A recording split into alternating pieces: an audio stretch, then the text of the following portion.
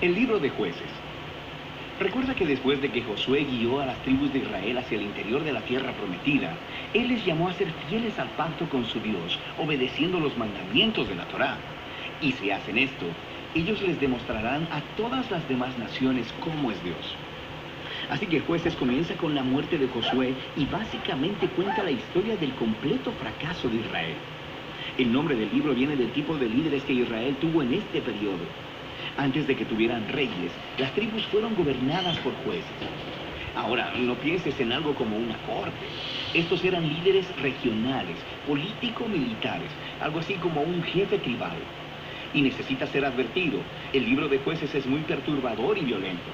Cuenta la historia de la corrupción moral de Israel, de su mal liderazgo y básicamente de cómo vinieron a ser semejantes a los cananeos. Pero esta triste historia también debe generar esperanza para el futuro, y puedes ver esto en la manera en que el libro está diseñado. Hay una larga introducción que prepara el escenario para el fracaso de Israel, porque ellos no expulsan a los cananeos que quedaban.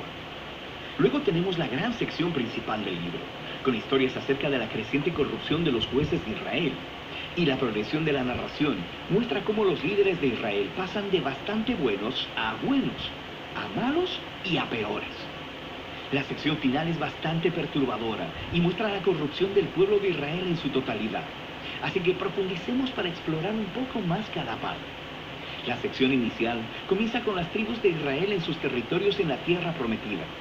Y aunque Josué derrotó algunas de las ciudades cananeas claves, todavía había mucha tierra que conquistar y muchos cananeos viviendo en esas áreas.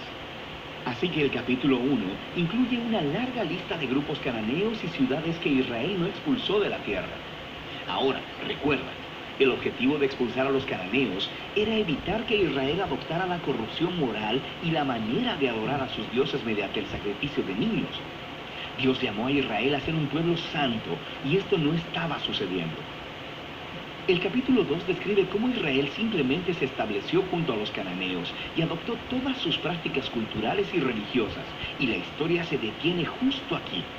Por casi un capítulo entero, el narrador nos da una vista general de todo lo que está a punto de suceder en el cuerpo del libro. Esta parte de la historia de Israel, dice el narrador, es una serie de ciclos en espiral descendente. Israel se vuelve como los cananeos, así que pecarían en contra de Dios. De manera que Dios les permitiría ser conquistados y oprimidos por los cananeos, y eventualmente los israelitas verían su error y se arrepentirían. Así que Dios levantaría a un libertador, un juez de entre Israel, que derrotaría al enemigo y traería una era de paz. Pero Israel eventualmente volvería a pecar, y el ciclo volvería a empezar. Este ciclo provee el diseño literario y el flujo de la siguiente sección principal del libro. Se repite para cada uno de los 6 jueces principales, cuyas historias se relatan aquí. Ahora, las historias de los primeros 3 jueces, Otoniel, Ahod y Débora, son aventuras épicas, pero también son historias extremadamente sangrientas.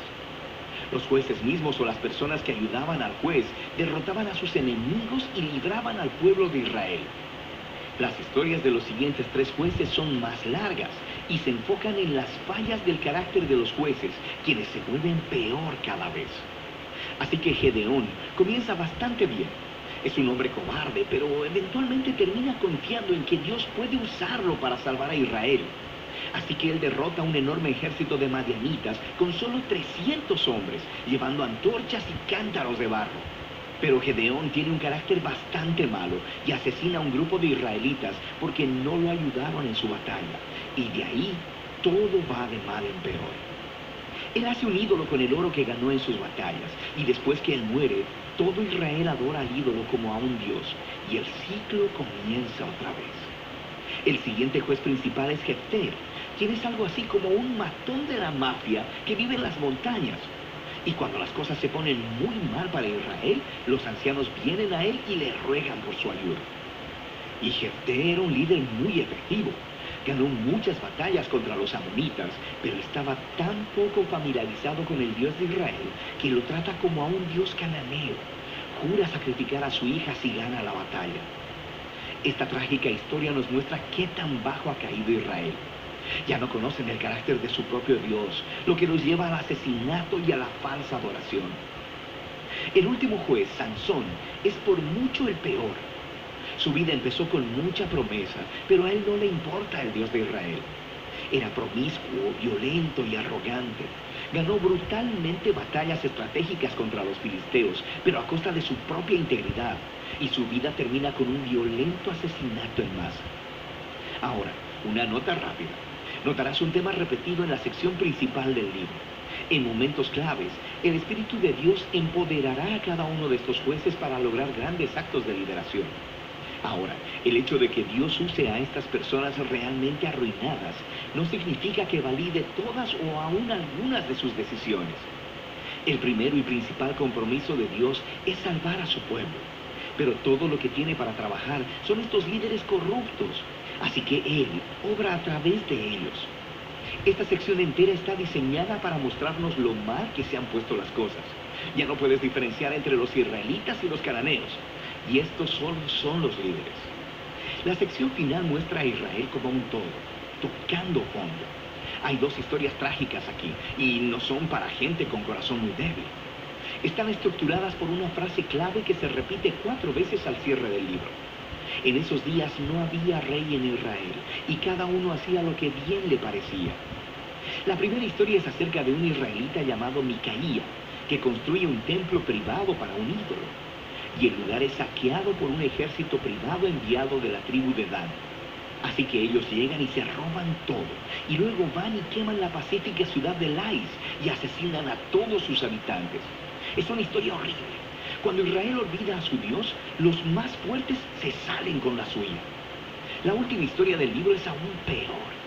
Es una impactante historia de abuso sexual y violencia que conduce a la primera guerra civil de Israel. Es una historia muy perturbadora, y ese es el punto. Se supone que estas historias sirvan como advertencia. El descenso de Israel a la autodestrucción es el resultado de apartarse del Dios que los ama y quien los salvó de la esclavitud en Egipto. Israel necesita ser librado de nuevo, ahora de ellos mismos. El único rayo de esperanza se encuentra en esta frase repetida en la última parte del libro. De hecho, forma la última oración de la historia. No había rey en Israel. De manera que el escenario está listo para que los siguientes libros cuenten los orígenes de la familia del rey David, el libro de Ruth y también los orígenes del reinado mismo en Israel, el libro de Primera de Samuel. Pero la historia de los jueces tiene valor como tragedia. Es una explicación que nos trae sobriedad, nos demuestra la condición humana y al final apunta hacia la necesidad de la gracia de Dios enviando un rey que rescate a su pueblo. Y de esto trata el libro de Jueces.